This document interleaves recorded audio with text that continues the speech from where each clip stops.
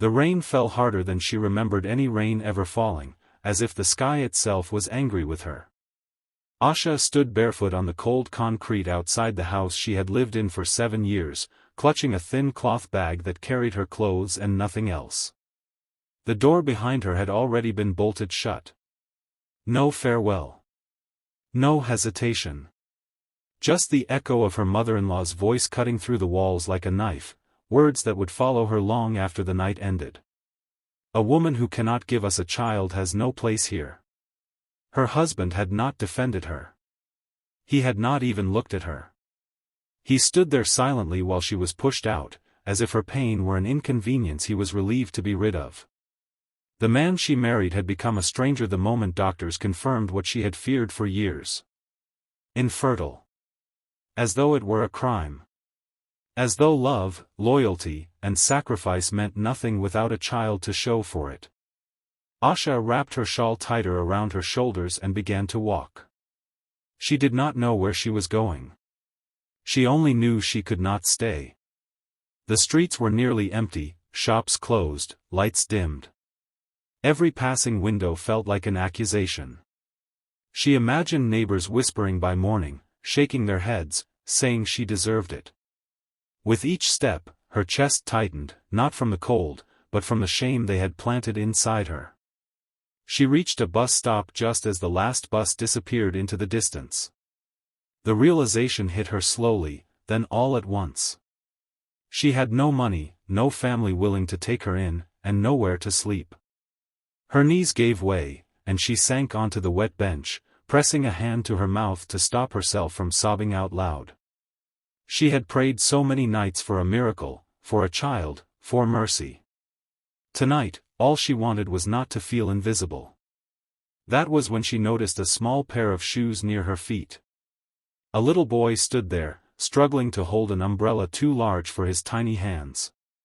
Rain splashed onto his sleeves, but he didn't seem to mind. Behind him stood a man in a dark coat, his expression tired, guarded, as though life had taught him to expect disappointment. The boy looked at Asha with open curiosity, not judgment. "Daddy," he said softly, tugging the man's hand, "that auntie is crying." The man turned. Their eyes met, and Asha instinctively looked away, bracing herself for pity or discomfort. Instead, his voice was calm, gentle. "Are you hurt?" he asked. She shook her head, but the dam inside her broke anyway. Words spilled out between quiet sobs, how she had been thrown out, how she couldn't have children, how she had nowhere to go.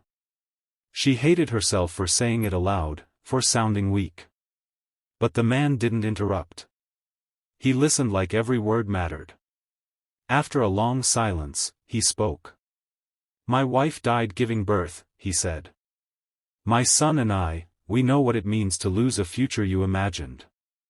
The boy stepped closer and slipped his small hand into Asha's. She flinched, then held on, warmth spreading through her fingers. The man looked at her for a long moment, then said words she never expected to hear. "Come with me. Just for tonight. No one should be alone like this." And for the first time since the door had closed behind her, Asha felt the faintest flicker of hope. The house was quiet in a way that felt unfamiliar to Asha, not empty, but careful, as if every room was holding its breath.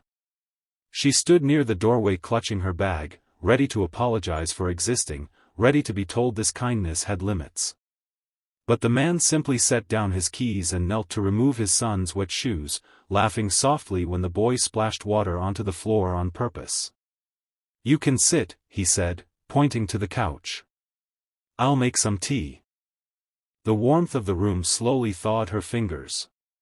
When she wrapped her hands around the cup he gave her, they trembled, not from fear now, but from the shock of being treated gently. The boy climbed beside her without asking and leaned against her arm, already comfortable, already trusting.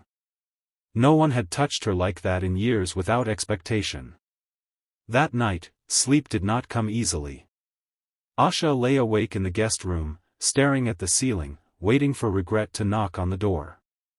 But morning came instead, along with the smell of breakfast and a small voice calling her name. "Auntie, Daddy says you like sweet tea. Days passed in quiet routines. She helped cook, cleaned instinctively, folded the boy's clothes with care she hadn't known she still possessed. The child followed her everywhere, asking endless questions, holding her hand as if afraid she might disappear. When he scraped his knee, he ran to her. When he had nightmares, it was her name he called. Rohan noticed. He noticed how the house felt warmer, how his son laughed more freely, how silence no longer felt so heavy. One evening, he found Asha helping the boy practice reading, her voice soft, patient, full of encouragement. Something twisted gently in his chest. "You don't have to do all this," he said quietly. She looked up, startled. "I know," she replied. "I just like taking care of him." There was a pause, thick with words neither of them dared say. She finally lowered her gaze. "I'll leave soon," she added quickly. "I don't want to become a burden." Rohan shook his head. "You already belong here more than you think." That night, the boy fell asleep holding her hand. And for the first time in years, Asha allowed herself to believe she wasn't broken, just waiting to be found. The truth surfaced quietly, the way real healing often does. One afternoon, as sunlight filtered through the living room windows, Rohan handed Asha a folder and told her there was something he needed to say. His voice was steady, but his eyes carried the weight of a decision long considered. He told her who he really was, not just a single father trying to survive, but the CEO of a powerful company, a man surrounded by wealth yet starved of warmth since his wife's death. Asha felt the old fear rise instantly. Her hands tightened around the edge of the table, and the word leave echoed in her mind.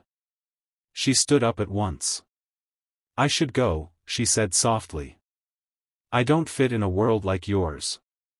Rohan stopped her before she could take another step. "I didn't invite you here because I needed charity," he said. "I invited you because my son chose you. And because I did too." The boy ran into the room, sensing the tension, and wrapped his arms around Asha's waist. "Don't go, Mama," he said, the words slipping out naturally, without rehearsal. Asha broke down then, tears falling freely as she held him close. For the first time, someone had called her that not out of obligation, but out of love. News of their life together eventually reached the outside world. Whispers followed, then questions. Her former husband heard too, how the woman he discarded now stood beside a respected man, how she smiled with confidence instead of shame. He watched from a distance, regret settling in his chest far too late. When the adoption papers were signed, Asha's hands shook, not from fear, but from gratitude. She kissed the boy's forehead, whispering promises she intended to keep forever. She had not been barren of purpose or love. She had simply been in a place that never deserved her. Some wounds never fully disappear, but they soften when touched by kindness. And sometimes, the family we are given is not the one we are born into, but the one that chooses us back.